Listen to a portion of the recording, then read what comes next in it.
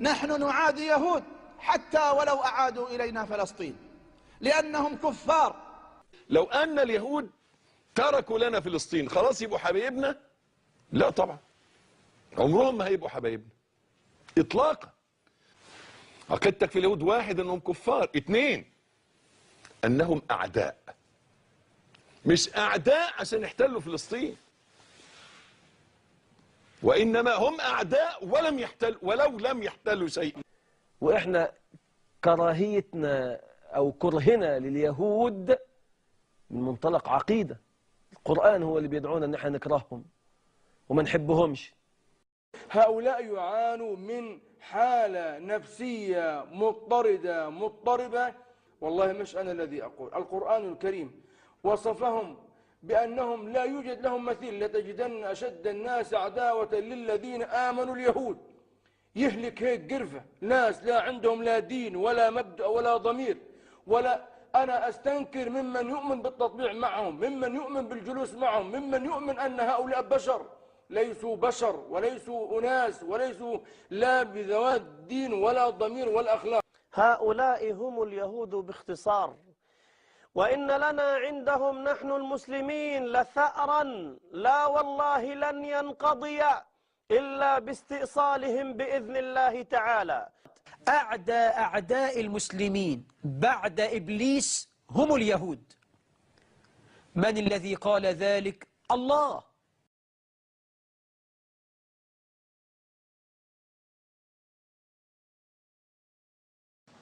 Yes. My name is Jumana Imad Musa Ahmed Al-Bahri, and I'm a student here at UCSD. Will you condemn Hamas here and now? I'm sorry, what? Will you condemn Hamas? Would I condemn Hamas? As a terrorist genocidal organization? Are you asking me to put myself on a cross? So you won't? If I say something, I'm sure that I will be arrested for reasons of homeland security. I'm a Jew. The head of Hezbollah has said that he hopes that we will gather in Israel so he doesn't have to hunt us down globally. For it or against it? For it. Thank you. Thank you for coming and showing everybody what's here.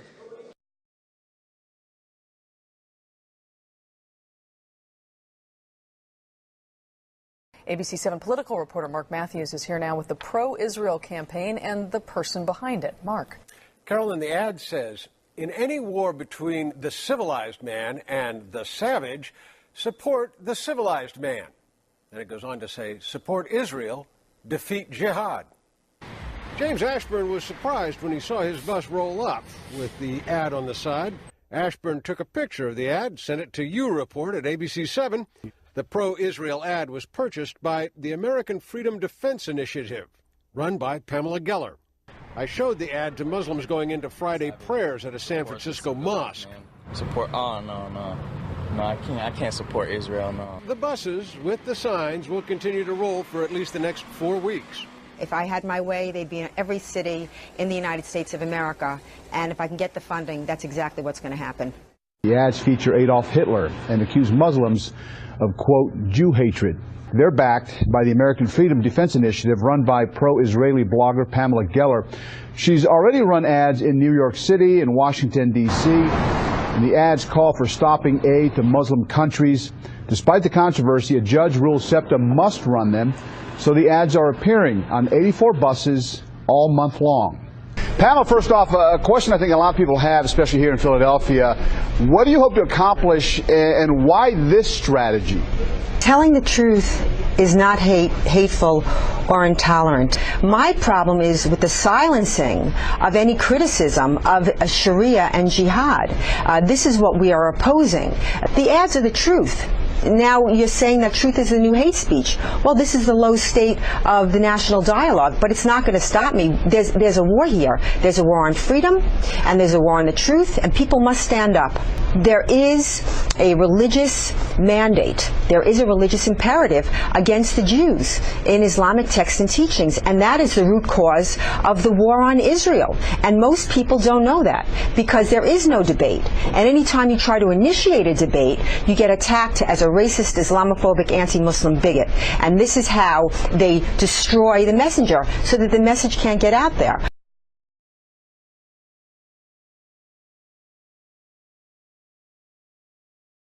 Pamela Geller and our friend Robert Spencer, who heads Jihad Watch, are now banned from Britain. There are calls tonight to stop 2 anti-Islamic campaigners from entering Britain.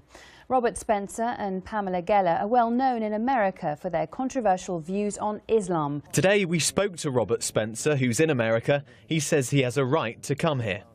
Well, I think it's ridiculous. I oppose jihad terror and stand for the freedom of speech, the freedom of conscience, and the equality of rights of all people before the law. If that's going to incite racial hatred, then Britain is in pretty bad shape.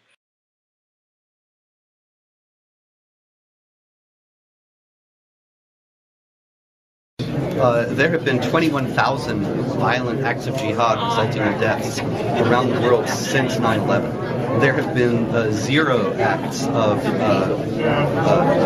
violence resulting in deaths committed by Christians acting in the name of verses of the Bible or teachings of Christianity in that span. And so there's just no comparison. The Westboro Baptist Church is a fringe group of about 5 people who only anybody pays any attention to because people like you in the media love them so much, because they provide for you some sort of a spurious counterpart to the reality of Islamic jihad. There are violent Islamic jihad groups consisting of tens of thousands of people in every continent of the world and in dozens and scores of countries. You compare that to the Westboro Baptist Church, you're comparing a whale to an ant. And you are comparing teachings that are mainstream in all the sects and schools of Islamic jurisprudence to teachings that are rejected by all the sects of Christianity. And so there's no comparison there again.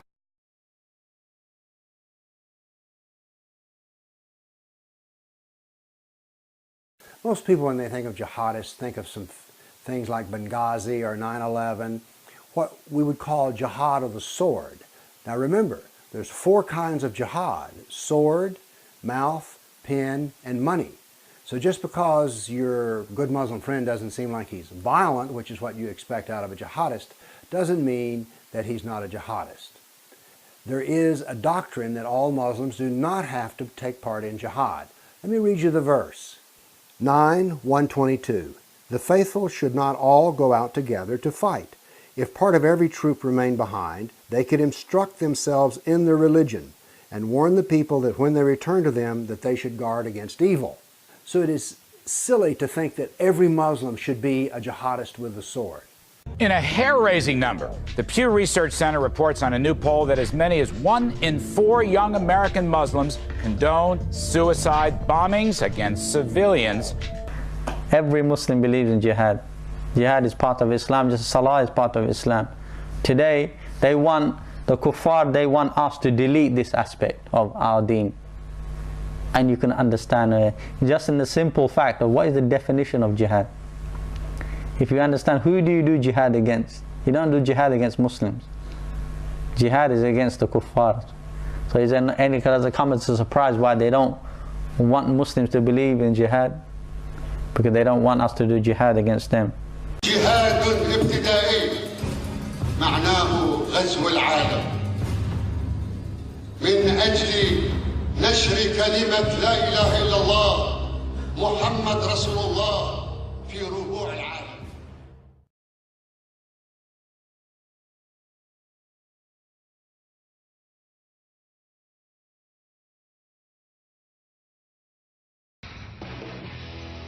The United Arab Emirates, a U.S. ally in the battle against ISIS, has just listed a Washington, D.C.-based Muslim group as a terrorist organization.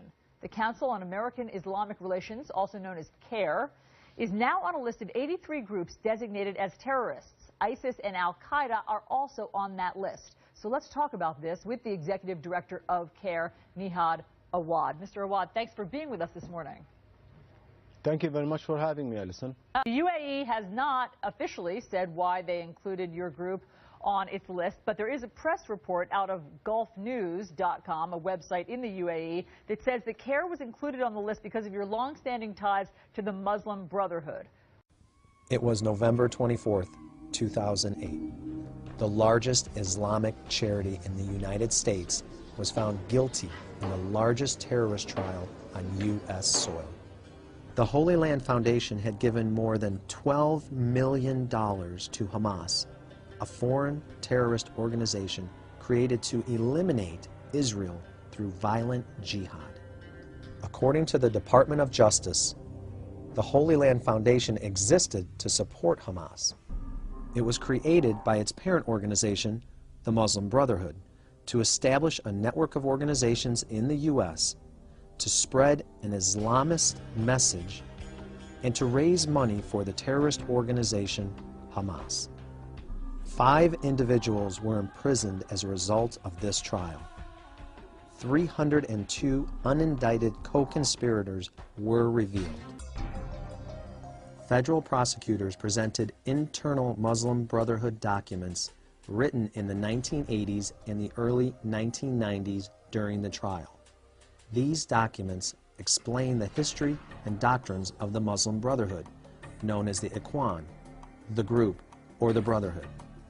They provide, for the first time, public information about the operations of the Muslim Brotherhood that had quietly existed for over 4 decades in the United States.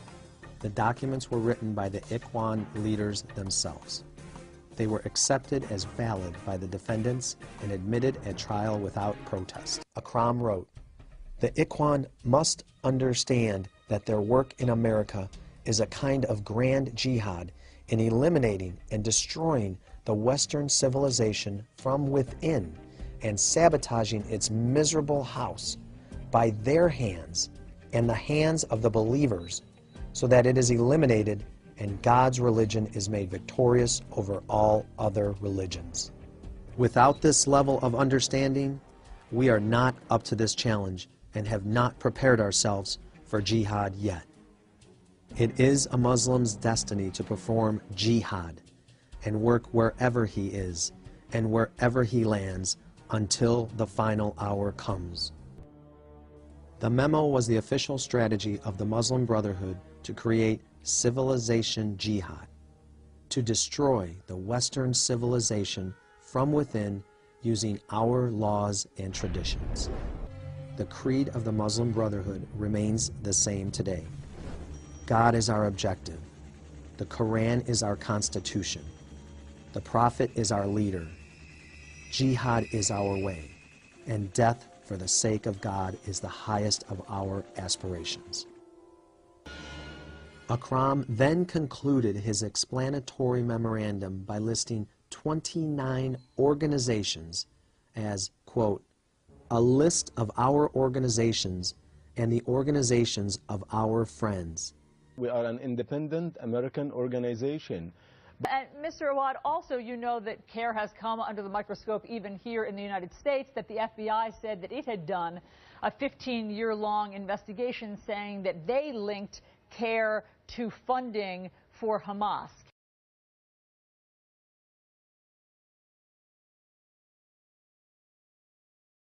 One of the items that people in Israel, I think, would be very interested to know is whether or not Hamas is willing to remove from its charter, quote, "The day of judgment will not come about until Muslims fight against the Jews and the Muslims would kill them and until the Jews would hide themselves behind a stone or tree." That's interpreted here in Israel as a charter calling for the killing of Jews. Would Hamas consider removing that from its charter? Well, I want you to consider 2 issues.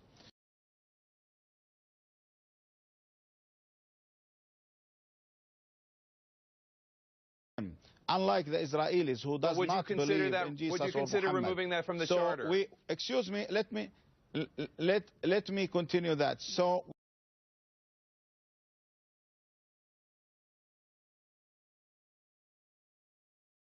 لكنني أقول أملنا أن يتحقق كلام النبي عليه الصلاة والسلام. النبي قال كده: لا تقوم الساعة حتى يقاتل المسلمون اليهود فيختبئ اليهودي وراء الحجر والشجر فيقول الحجر والشجر يا مسلم يا عبد الله هذا يهودي رأي تعالى فاقتله إلا الغرقد فإنه من شجر اليهود. فنحن نؤمن إيمانا كاملا بأن المستقبل في هذه الأرض إنما هو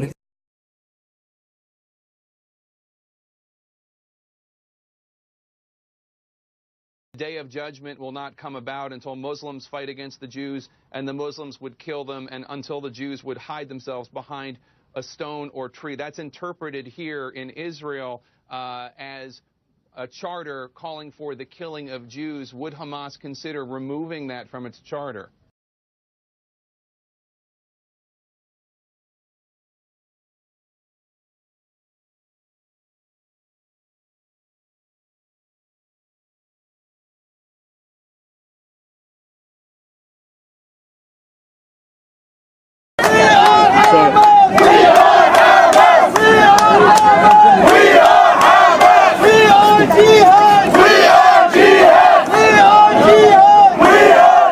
What's going on? Who are these people? What are they saying? What does it mean? And why is CARE, Council on American-Islamic Relations, sponsoring a Hamas jihad rally in downtown Miami, right across from the Israeli consulate? What is that all about?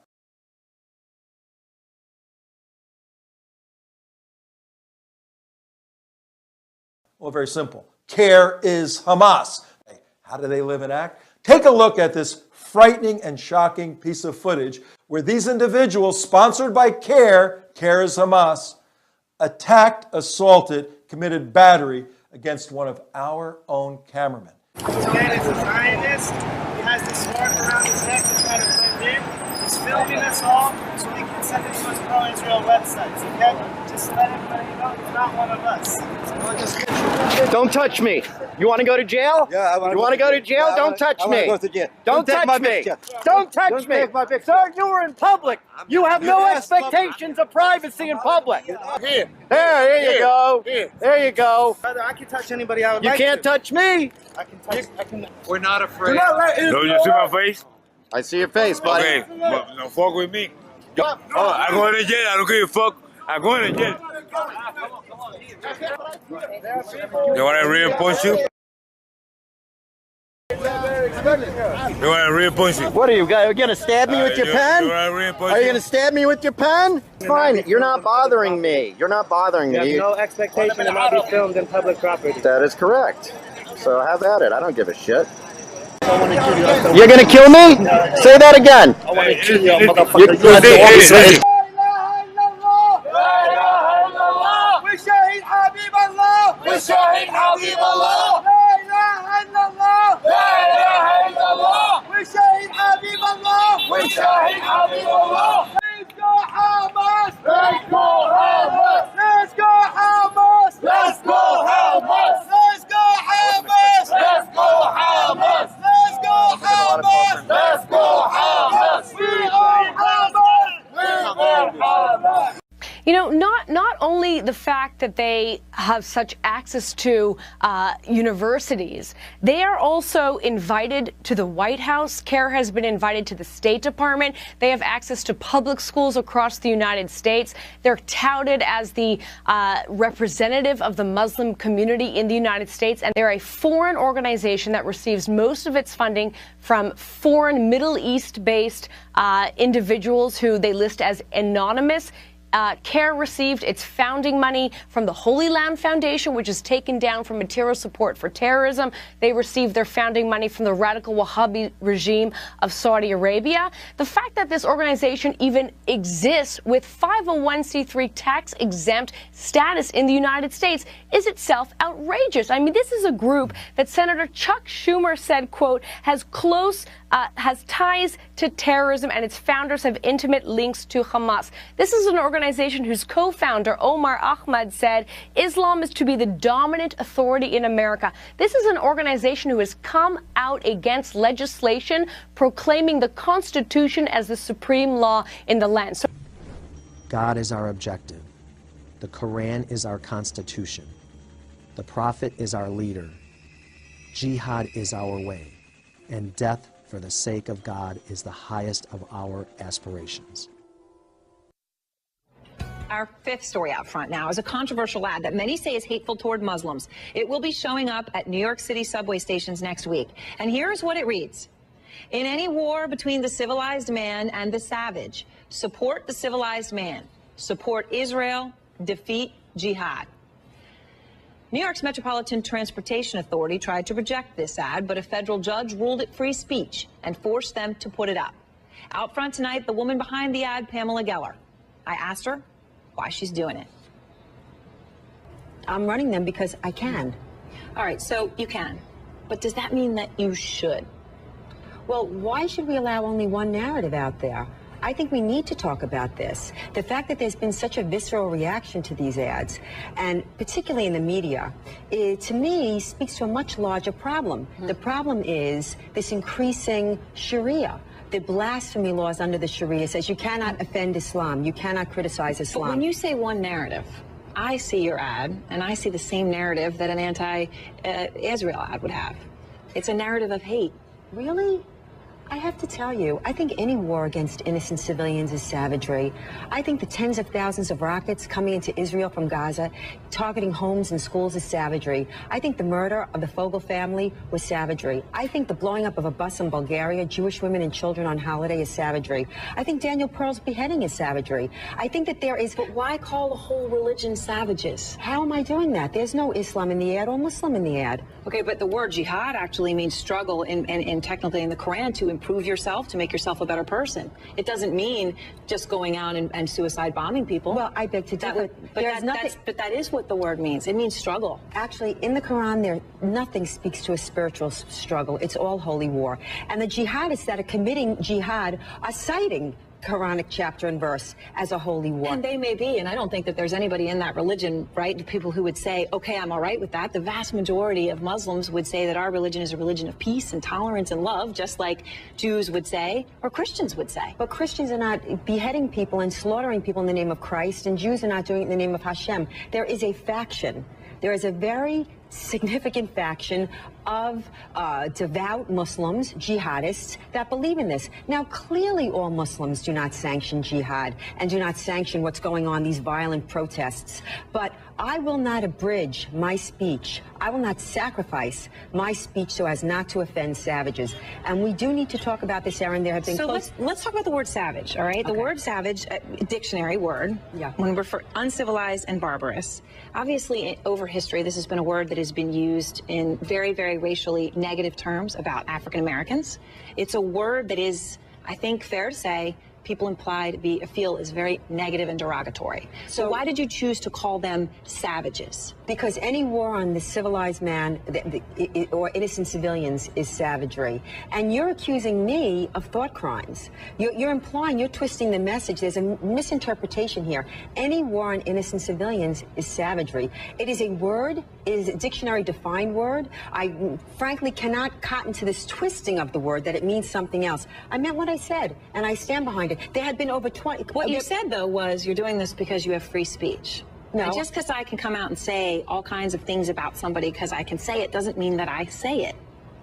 That's what I'm saying. But I don't think my message is controversial. There have been close to 20,000 Islamic attacks since 9/11, each one with the imprimatur of a Muslim cleric. We need to be able to discuss this thing. This doesn't mean that all Muslims subscribe to this, but there is a problem. And part of the problem is you can't talk about it. Look what's happening. If it's not my ad, then it's a Danish cartoon. If it's not a Danish cartoon, it's a Swedish cartoon. And now it's a French cartoon. And if it's not a French cartoon, it's a YouTube clip. And if it's not a YouTube clip, it's What did you think of the movie? The trailer, did you see it? I didn't see it. You didn't see it? No. Why would I see it? I don't know. I mean, you're someone who in the past has obviously taken on this issue. Obviously, you did not support the mosque near Ground Zero. No, because along with actually Steve Klein, a man who was a consultant on the innocence of Muslims, along with Nikula. I don't know Steve Klein. I don't care. It doesn't matter. This is freedom of expression. This is freedom of speech. It protects all speech. You don't like it? That's fine. You don't have to like it. But to try to bridge my speech is imposing the Sharia. You're imposing the blasphemy laws on a free society. Well, whether I like it or anyone likes it isn't necessarily the point. The point is, if your goal is to try to create tolerance and deal with some of the hate and horrible acts that have happened, Is your ad the way to do it? Yes, we have to increase awareness on imposing the blasphemy laws in the West. And my way, there's no tolerance on my side. I don't want to kill anybody. I mean, there are things I see that get me very angry, but I'm not going to go out and burn embassies and kill people. I'm not going to do it. What if someone was hurt because of your ad? I'm not responsible for other people's actions. It doesn't make any sense. It's like a man going in to his bedroom and finding his wife with a man, and he kills him. He was very angry. He was very offended. Oh, he was? Okay, then he could kill him. I am not responsible for anyone's actions, and worse, I think your position is emboldening Islamic terrorism and emboldening extremism because you're sanctioning it. You're sanctioning the motive. No, I don't believe that I'm sanctioning it at all. But you are, because I'm the problem. You're blaming the victim. I'm not the problem. How are you the victim? Because you're killing the messenger. Messenger of what? The messenger that we need to increase awareness of these attacks that have been inspired by jihad. I think the world is acutely aware of those attacks. I don't think so. The media refuses to talk about it. And when I do talk about it, we're marginalized. You must not be a CNN watcher. I've been wall to wall for the past week. The perception in the media in terms of jihad clearly is one that's couched in silencing the voices of freedom. Look at this ad. There were hundreds of thousands of dollars worth of anti-Israel ads across America. Nobody said boo. How come you didn't have the people on that ran those anti-Israel ads? Not one, but two in New York. I am not familiar with those ads, but I want to ask you something important. But you see, you're not, from both sides. But you're not familiar with those ads, which tells you that there is a systemic, institutionalized, A, anti-Israel bias in the media, and B, I have to say, I love visiting Israel, and I love visiting across the Middle East. I would certainly not. I'm not accusing you of anti-Semitism. I'm pointing something out to you. Nobody talked about the ads. It wasn't just you, Erin. Nobody talked about the anti-Israel ads that were up on New York City Metro and that were up in New York City subways. The one in New York City subway was urging the end of U.S. aid to Israel, implying that U.S. aid to Israel was an impediment to peace, when in fact U.S. aid to Israel is an impediment to the annihilation of Israel. But nobody said anything about those. They were vile. That is an interesting political conversation on aid to Israel and what it is and what it accomplishes, and a topic for a separate thing. But I want to ask you something about, we called both the Anti-Defamation League, obviously the highest profile organization that tries to fight against anti-Semitism. No, they don't. And also the Council of American Islamic Relations. Let me just, they are known for that they track hate crimes against Jews. That is something that they do. Here's what they said. We believe, referring to your ads, Pamela, we believe the ads are highly offensive and inflammatory. Pro-Israel does not mean anti-Muslim. It's possible to support Israel without engaging in bigoted anti-Muslim and anti-Arab stereotypes. The basic premise of the ad is illegitimate, and continuing to run it is irresponsible. Okay. These are people who make it their cause in life to fight against anti-Semitism. No, the ADL actually makes it their cause in fight to fight fellow Jews. I mean, the ADL was denouncing Joan Rivers last week. Really, no one in the Jewish community that loves Israel takes them seriously.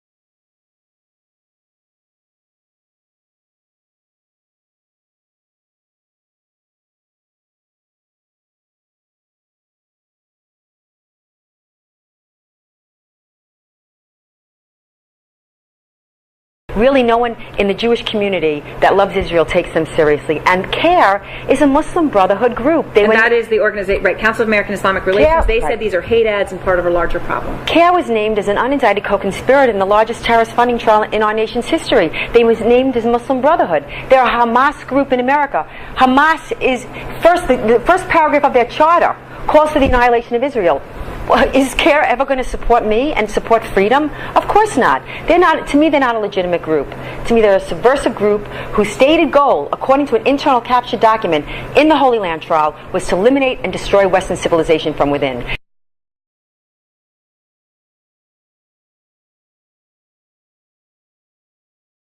I would like to talk to you about the politics of annihilation and extinction. It is the stated purpose of Islam to annihilate and extinguish all other religions and philosophies. It is the goal of Hamas to eliminate and annihilate Israel. Now, recently there was a small debate within the Jewish community about Zionist Christians and of what use they were in defending Israel, because Zionist Christians are zealous supporters of Israel. And yet a lot of Jews don't like Zionist Christians, and so the debate is, should we invite these people in that we don't really like? Well, I'd like to talk about this whole issue, because you see, it's not this that Jews don't like evangelical Christians or Zionist Christians, but a lot of evangelicals don't like Catholics, a lot of Catholics don't like the Orthodox, a lot of atheists don't like anybody very much, or any religion very much. And so we have all of these people who don't like each other, and yet they all have one thing in common. They are all kafir. The Jew is kafir, the Zionist Christian is kafir, the atheist is kafir, all non-believers. And what each of these unbelievers, these kafirs, have to understand is they're all in the same boat. That is, Islam intends on taking all of them down. Now, since we dislike each other so much, what we would like to believe is that, well, Islam won't harm me, but he'll take down the Catholics, or he'll take down the Christians, or he'll take down Israel. Here's the deal. We all go down together. We're all in the same boat. So, although we don't like each other very much, we need to understand the difference between friends and allies. We do not have to like each other, but we do have to all row the same boat in the same direction. Let me give you an example.